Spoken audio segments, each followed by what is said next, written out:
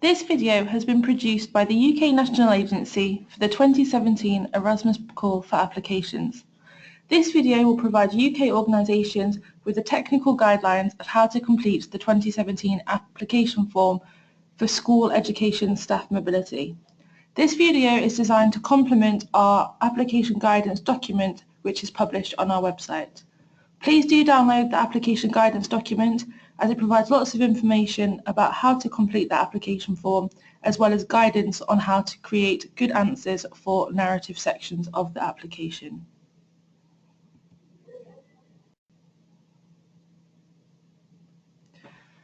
All Erasmus Plus applications can be downloaded from our website. To download the Key Action 1 application for schools, go to our website, click on Menu, hover over Apply for Funding, hover over Schools Funding and click Apply for Staff Mobility Funding. Here you'll find an overview of the opportunities available, and you can download the application form by clicking on the icon on the right hand side. Underneath you can also download our application guidance and technical guidelines published by the European Commission.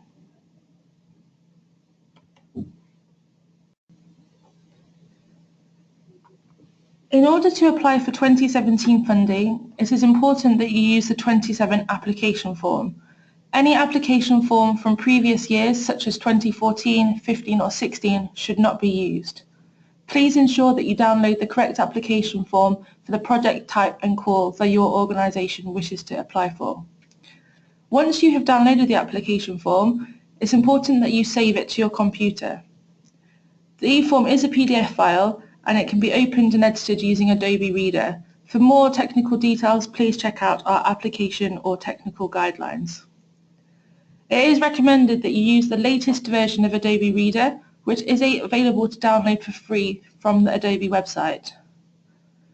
So when you click on the link to download the eForm, it will originally open up as a web page. You then need to download it and save it as a PDF. As long as you've saved the eForm locally on your computer, you do not have to be connected to the internet to enter information into the form. The downloaded eForm can be saved and closed at any moment without losing any encoded data, but it's important to remember that you do need to save your application form as you go along in order to ensure that information you've entered is retained. Later, I'm going to talk about something called the Validate button. When using the Validate button, your computer does need to be connected to the internet for that function, and your application will need to be connected to the internet in order to finally submit it to us. So whilst you can work offline, please do ensure that you will have internet connection at the time you need to validate and submit your application form to us.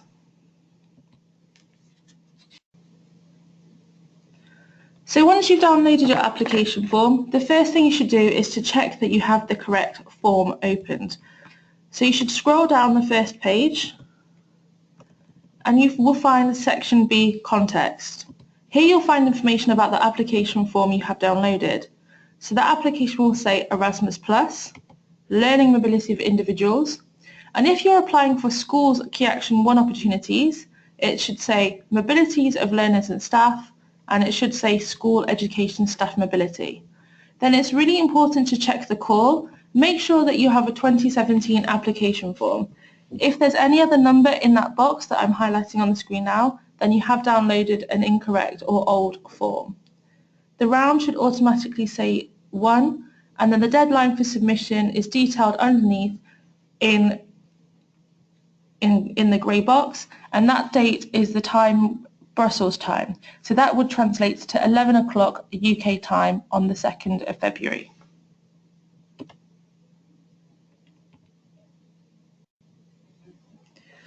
You should fill in all the fields required on the form using your mouse and keyboard to navigate.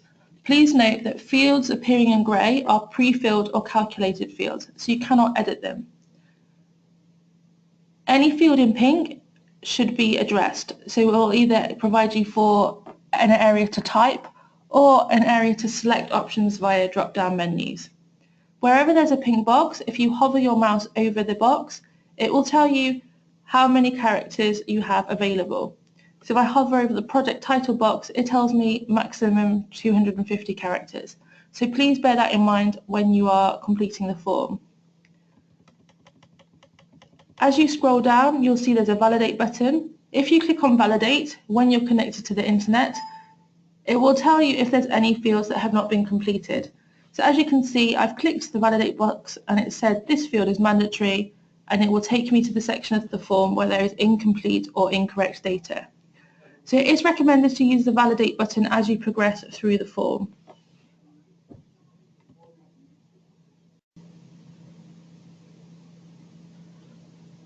So the first section you will have to complete, the first question, is the language used to fill out the form. If you're submitting an application form to the UK, you must select English, as we are only able to receive applications completed in the language English. You should then go down and add a project title. It should be something meaningful and representative of the context of the project. So for the purposes of today's video, I'm just going to call it example project. After you've given your project a title, you then need to choose the start date. The earliest start date for all 2017 projects is the 1st of June, but please do check out the information in our guidance about choosing project start dates, as all activities you want to use Erasmus Plus funding for must fall within your overall project start and end date. So for the purposes of this project, I'm going to select the 1st of June. So you click on the drop-down menu and select a start date from the calendar. Underneath, you then choose the duration of your project by months, again taking into consideration the fact that any Erasmus Plus activity you want to use your funds for, so any mobilities, must fall within your overall project start and end date. So you must take into consideration when staff are likely to be able to travel, any holidays, if they need to take their mobilities in holidays, and please do consider the academic term. I should also note that projects starting early in the 1st of June, we cannot guarantee that you will receive your funding by your project start date. So you may want to take that into consideration when choosing an earlier start date. Once you've selected your project start date and duration, you should scroll down, and the grey fields will have no data in for you. You should then select the national agency that you're submitting to, and if you want to submit an application to the UK National Agency, you should select United Kingdom. Once you've completed that section, you should scroll down, and I've already pre-filled the form for you, but as you open the form, this information will be blank.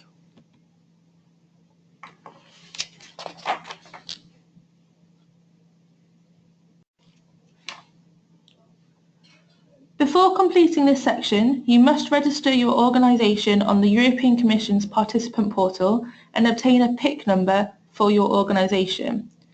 Our application guidance document has lots of information about how to obtain a PIC number, and if you're ever unsure or you're not sure if you already have a PIC number for your organisation, please do contact us via a helpline and we'll try to support you as much as possible to obtain one.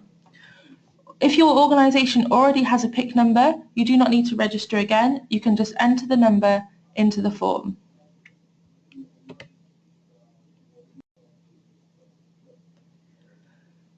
So for the purposes of this video, I'm going to use a demo PIC number, but you should use your digit number that is unique to your organisation. So what you need to do is enter the PIC number into the pink field and select Check PIC. You do need to be connected to the internet at this time. The application form will then connect to the internet and it will pull all the information about your organisation from the European Commission's website. If any of this information is incorrect, you need to log back into the participant portal to update the data there, re-enter the PIC number into the application form here and press Check PIC again. The information will then be pulled from the participant portal again, and hopefully it should be correct the second time. As you can see, there's two white fields. These are not mandatory, but you can add information if you wanted to, as displayed now. And then once you've got your PIC, you'll scroll down and you need to select the type of organisation that you are. So you can choose that by using the drop-down menus. As you can see, there's all types of schools detailed. You should choose the one which best represents your organisation. You should then estimate the number of staff that you have in your organisation and enter the number of learners. If you don't know, please provide the best estimate.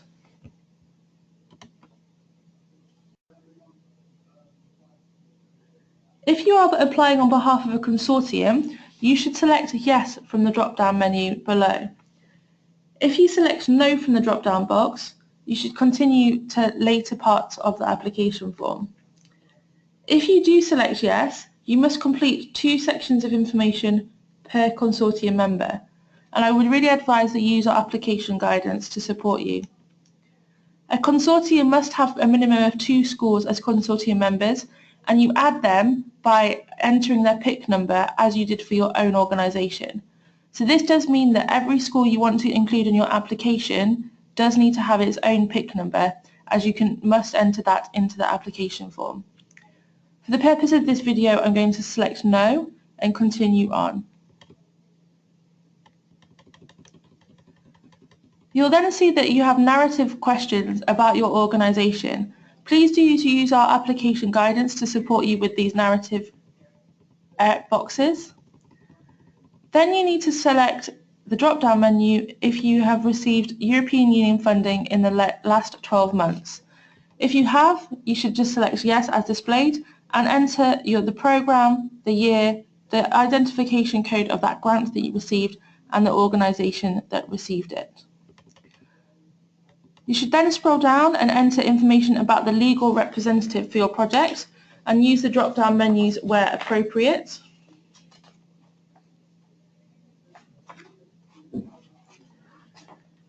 You should enter the details of someone who is authorised to enter into a legally binding commitment on behalf of your organisation. For schools, this is most likely to be the head teacher, and if your application form is approved, then this person will be the signatory for the grant agreement for the project. So please complete every field in this section and ensure that the email address is correct.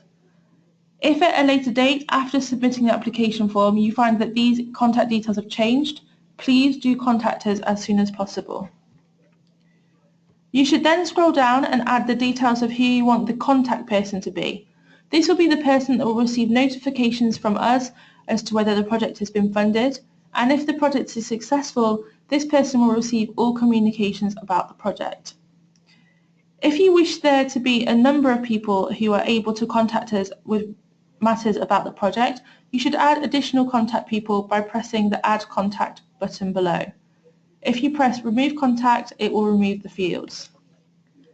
It might be worth adding a number of members of staff, so you may wish to include your school finance manager or a bursar, because only people who you detail on the application form will be able to contact us with matters regarding the project. Unfortunately, due to strict data protection rules, we cannot disclose sensitive information to anyone we do not hold in our database. Equally, if you are the contact person and you have 2 email addresses, you can add yourself as a contact person twice. This means that you can contact us via both email addresses should you wish. Once you've had details about the legal representative and contact person or people for your project, you should then scroll down and you will then have a number of narrative questions to complete. Again, you should use our application guidance to help you construct your answers.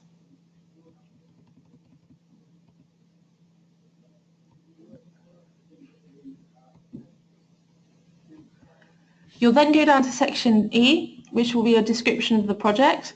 And again, our application guidance gives you lots of different questions to think about to help you create good answers.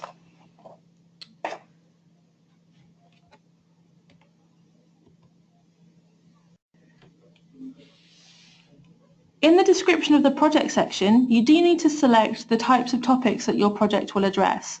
You need to select a minimum of 1, but you can actually select up to a number of 3. To select a topic, you should press the drop-down menu and select the topic you think best fits the project. If you wish to add another one, you simply press the plus button and another drop-down will appear. You can then select a second project objective, as so. And if you want to remove one, you simply press the minus button, and you can add up to 3. Once you've completed that, you'll scroll down, and again you'll be presented with a number of narrative questions.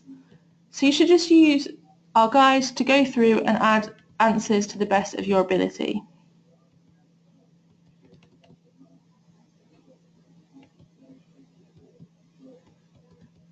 Section H, main activities, is a really key section, as this provides the assessors with information about what you plan for your project and what activities you wish to carry out. So do spend some time really thinking carefully about your answers. Please as well, we would advise against using abbreviations, so please do make sure you make it as clear and within the context of your project, as clear as possible for the assessors.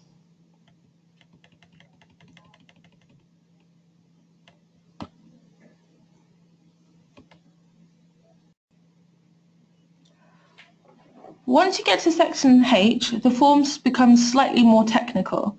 And it's really important that you complete this section carefully, as it does affect some of your answers later in the application form, and it also does feed information into your budget section.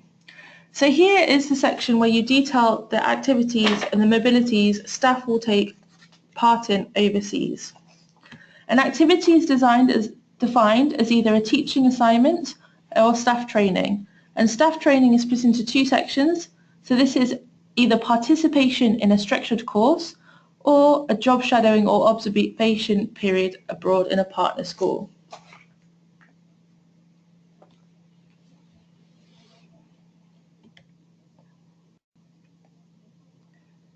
If you do wish to do observations in a partner school or teaching assignment, you do need to detail the school in which you wish to conduct these activities in your application form. So if you haven't done so already, you should scroll back up to the top of the form and click Add Partner. So here you would simply enter the PIC number of the school in which you wish to conduct your job shadowing in or your teaching assignment, and you do it as simply as you did before with your own organisation. You enter a PIC into the pink box, press Check PIC, and the details will fill automatically for you. If you add a partner by accident, you can just press the Remove Partner button like so. So you only need to add partners for projects that involve job shadowing or teaching assignments. So going back to section H, the first example I'm going to show you is the example of a job shadowing. So you click job shadowing, and you should group activities into one activity. So the example I'm going to do is job shadowing in Spain. So from the drop-down menu, you select the country in which you're coming from. So if you're applying to the UK, it should always be from UK. Then country of destination should be the country in which you're travelling to. Then there's a box called distance band, and you need to select the correct distance band. Now you shouldn't guess. There's an important website that you must go to check the distance. To check distances, you must go to the European Commission's distance band calculator. You can find it simply by typing European Commission distance band calculator into Google or using the direct link from our application guidance. From the website, you need to scroll down, and then you select the location where your school is in the UK. So for this example, I'm going to use Cardiff. You should then enter the location of your partner school or where the course that you're going to be attending is where it is located. For this example, I'm going to use a place in Spain called Gandia. You enter the end location and you press calculate. This will then give you a number for the distance from your location to the location of your activity. And on the screen you'll see it tells you the distance. This is the distance that you should use in the application form. You shouldn't double it, you should just enter the distance band that number fits into. So going back to the application form, I would select 500 to 1,999 kilometres. You then enter the number of activity days that the participant will take part in. Please note this is only the days in which they're doing actual activity. So this should be the number of days that they are actually taking part in job shadowing in the school. So for this example, I'm going to select 3. In addition to activity days, you can request travel days. You can request up to 1 travel day before and 1 travel day after the activity. So for this example, I'm going to select 2. As you can see, the grey box will then automatically calculate the total duration.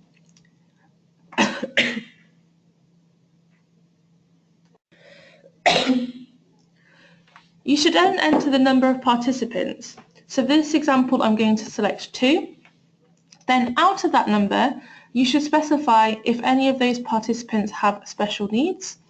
And then out of those number, you should specify if any of those are participants who are actually accompanying persons to support other participants rather than actual participants themselves. Then at the end, there's a box which says number of non-teaching staff. So if you're sending senior leaders on a mobility and they're not taking part in, they're not teaching staff, you'd enter that number in the box there. Now you can add extra flows to one activity. So if you have a number of staff doing a very similar activity but in different locations, you can actually add it as a separate line. So for this example, if we had staff who were going to job shadow the delivery of science lessons using digital technology, and some teachers were going to go to Spain and some teachers were going to go to France, you could simply add it as 2 separate lines. So you would add United Kingdom, France, and you would complete the information as so. If staff are going to be doing slightly different activities, you should actually add them as separate activities rather than separate lines. So if actually, in this example, 2 staff were going to do job shadowing in Spain and 2 were going to do job shadowing on a different topic in France, you would add a separate activity. If you're partaking in a course, you should select structured courses or training events. And as before, from the drop-down menu, you'd need to select the country that you're going from. So this should always be the United Kingdom. Then you select the country in which you're going to, and then you use the distance band calculator. So for this example, we're going to do Cardiff to Paris. As you can see, the distance is much shorter. So the example here is 490. So going back to the application form, I'm going to select the correct distance band. I then select the number of days that I'm going to partake in the course, which is 5. And again, you can request up to 2 travel days. You then specify the number of participants. For this example, I'm going to select 6. And then again, you'd specify if any of those participants have special needs, if they are accompanying persons, or if they are non-teaching staff. So this is the sections you should go along and keep pressing the add activity to add all the information about the mobilities your staff want to take part in. Once you've done that, you scroll down and you have some information that you need to provide about impact and dissemination. Please consider that impact and dissemination are really important parts of the Erasmus Plus programme. Our application guidance document provides lots of information and ideas to help you construct this section, and there's also a section of the 2017 programme guide. So there's a practical guide for beneficiaries on pages 309 to 314. So please do check out our guidance and the programme guide information to help construct good answers here, as impact and dissemination is a specific criteria you will be assessed against. Once you've added more narrative, you scroll down, and as you can see here, we have the budget section. Now, a lot of it will be pre-filled for you. Is travel. Travel is based on the distance per participant from the UK to the point of origin, from the point of origin to the host organisation overseas. As you can see, some information should be pre-populated according to the information you entered previously in section H of the form. And if you wish to claim less participant funding, than the number that is going to take part, you can actually reduce the numbers. However, if you want to claim travel grants for every participant, you should leave the numbers as they are. Now there's a new box which is new to 2017, which is the box on the right hand side. I'll just highlight that for you. And this is top up for expensive domestic costs. Now if duly justified in the application form, participants can be entitled to receive a top up for expensive domestic travel. But this is only for expensive domestic travel costs that would cost over €225 per return trip. And it's really important that if you do apply for this, it must be motivated and clearly justified in the form. So domestic travel is considered as a return trip to reach a main international hub from the country of origin.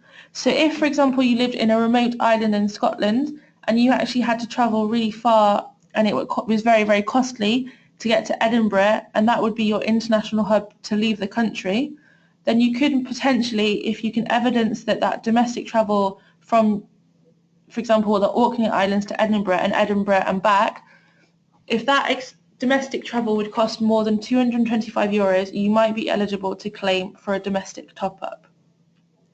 You could also claim for a top-up if on the other end, if you're going from the UK to, for example, another country, and then you have to travel really far from the receiving hub. So if you travel to Helsinki, but your actual school is in a very remote part of Finland, if you can evidence that the travel from Helsinki, because that's the international hub, to the school, for example, in remote Finland, if you can evidence that travel would cost more than €225, you could also apply for a top-up. Schools are eligible to claim up to 2 top-ups per participant for expensive domestic travel costs to participate within the same mobility. So that would be 1 to reach a main hub or airport or train or bus station within their country of origin, and 1 more top-up to reach a remote final destination within the receiving country. It is important to know, though, that top-ups will only be approved if these costs are motivated and well justified in the application form. Justification should be entered into the white narrative box at the end of the budget section, and I'll remind you of that when we get to it. But the information we need you to provide in that white box is an estimate of the costs required for domestic travel and an explanation of how you've reached that amount. We also need a description of the domestic route or the route that you'll have to take from the hub in the other country to the end destination. So a description of the route and methods of transport taken in order to reach the destination in that country. If you wish to claim 1 top-up, you simply enter 1 in the box, but that will actually only allocate 1 person's worth of top-up. So if 2 people, as in the example here, needed the top-up, you should enter 2. If those participants actually needed 2 top-ups per person, so 1 to leave the country and 1 in the other country once they get there, you would actually have to double that. So if these 2 participants in my example needed 2 top-ups, you should actually enter 4. And that adds 4 times €180 as a top-up. If you do not need a top-up, you should leave that example as 0. And please do not forget to provide us with the extra information later in the form to justify why your organisation is requesting a top-up. If the examples and evidence that you provide is not deemed to be justified enough, we could remove the top-up from your grant if your application is approved. Now scrolling down, you have the section Individual Support. Now this does not automatically populate everything for you, so please do not forget to claim it.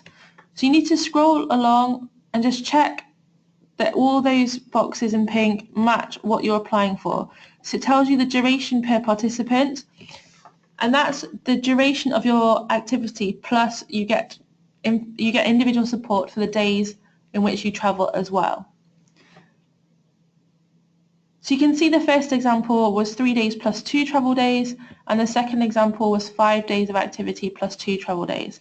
And it has automatically calculated for me, so there's no amendments that I need to make there.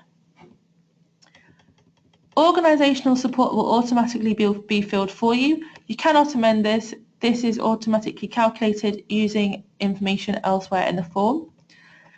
Now, if your participants will take part in a training course, in an independent course provider, you can request course fees.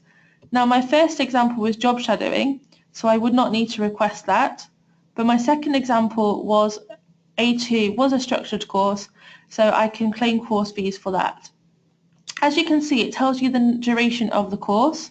Bearing in mind you can only claim for course fees for the days, you cannot claim for travel days. You then need to enter the number of participants. So the example I gave was 6 participants before, so I should make sure that that matches, and it will calculate the information for you. As you can see, the grant requested now is 21,000.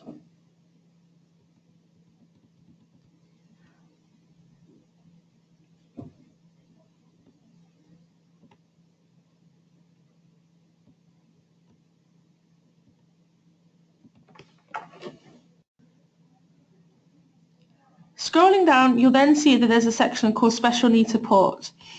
If any of your participants have additional needs, so special needs support refers to any costs directly relating to participants with disability or other specific needs which additional costs will be incurred.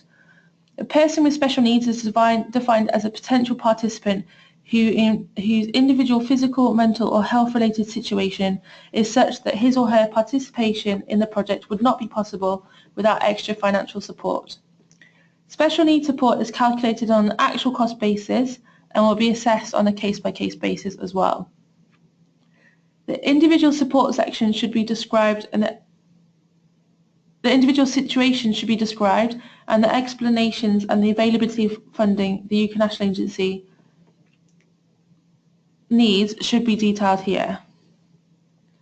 Based on the explanations and availability of funding, the UK National Agency will be able to determine whether extra support can be granted. You should also bear in mind that assessors can reduce amounts accordingly if the request is too large or not justified. So to add the amount, you need to select the number of participants who have additional needs. You need to enter a good description of the costs and the amount that you are requesting, taking into consideration that is in euros. Once you've added that, you need to scroll down. Now, exceptional costs are not applicable in the UK, but you'll then see that there's a white box. This box, although it's split across 2 pages, this is the box where you should provide any further comments you have on the budget. So if you are claiming top-up costs for travel, you should provide an explanation in this box.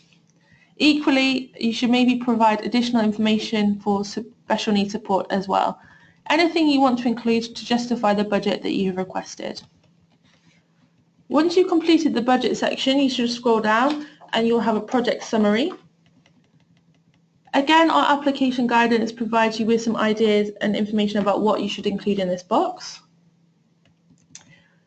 If you then scroll down to section K1, this is a pre-populated table based on the information taken from earlier sections of the application.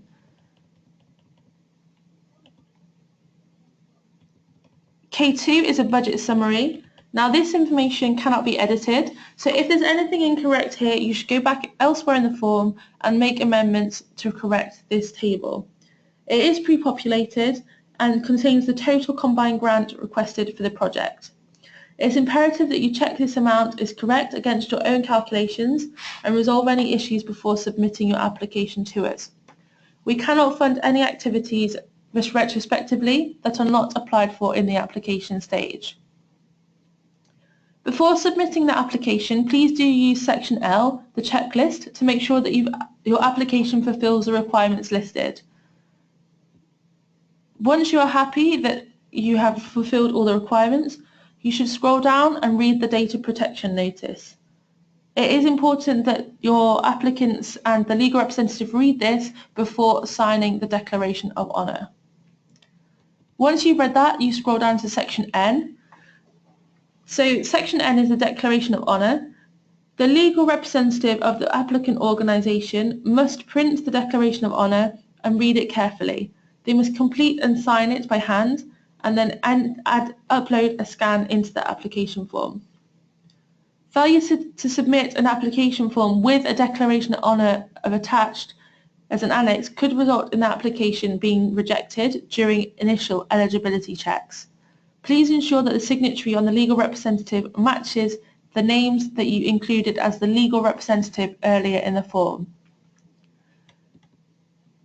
To download the Declaration of Honour, you simply press the Print Declaration of Honour form, print it, and then get it signed and scan it into your computer. And then you'd need to upload it as an annex. To upload it as an annex, you press the Add button, select the file, and it should appear in the form. In addition to annexes, projects that are presented as a consortium must include partner mandates. So the organisation that's acting as a consortium lead must get a partner mandate signed with every single school that they include in this application form. So all of those should be uploaded as well as annexes. Now there's only space for 10 files, but you can combine PDFs together. And if you're having any difficulties with the annex section, please contact us as soon as possible. Once you've added all the annexes, making sure that your Declaration of Honour is attached, you must scroll down and you'll see the final submission page. So you must ensure that you have validated all sections of the form before submitting. So you should finally press validate as well.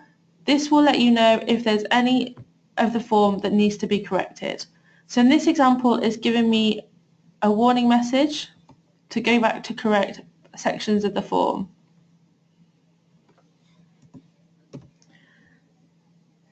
As I didn't specify any of my participants had special needs earlier in the form, it's not allowing me to request funds.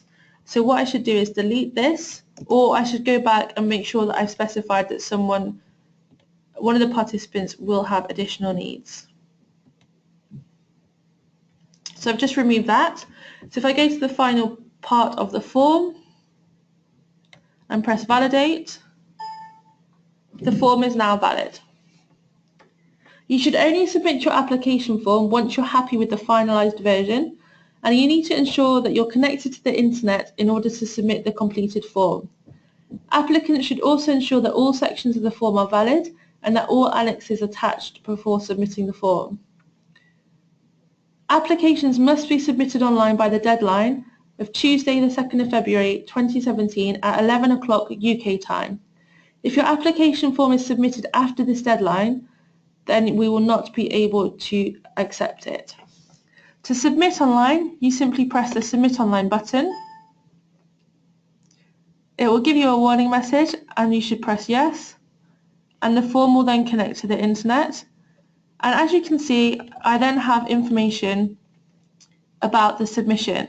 So if you submitted correctly, these boxes will appear and it should tell you, yes, your submission was successful, and provide you with a submission ID. The timestamp will also let you know that you submitted in advance of the deadline.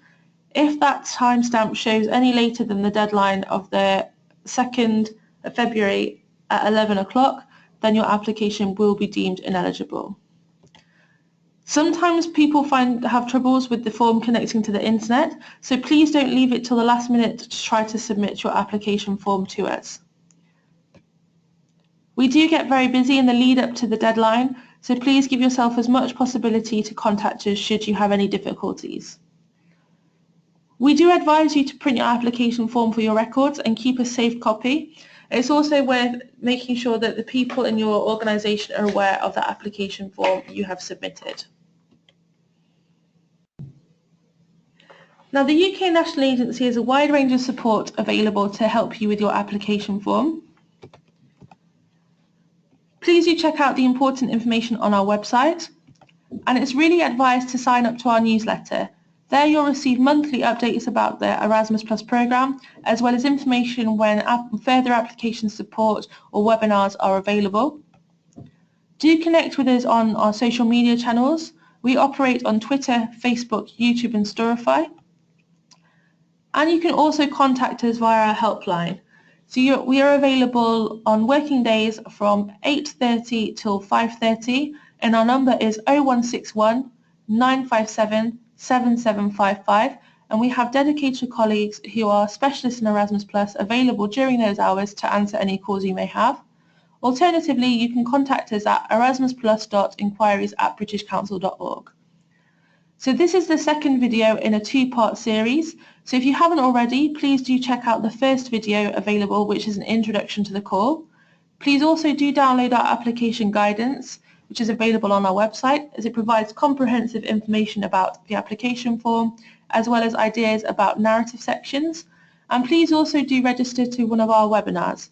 In the new year, in 2017, we will be running a number of webinars to support applicants who have any questions or queries about Key Action 1 funding. Thank you for watching the support video, and good luck with any applications you make in the future.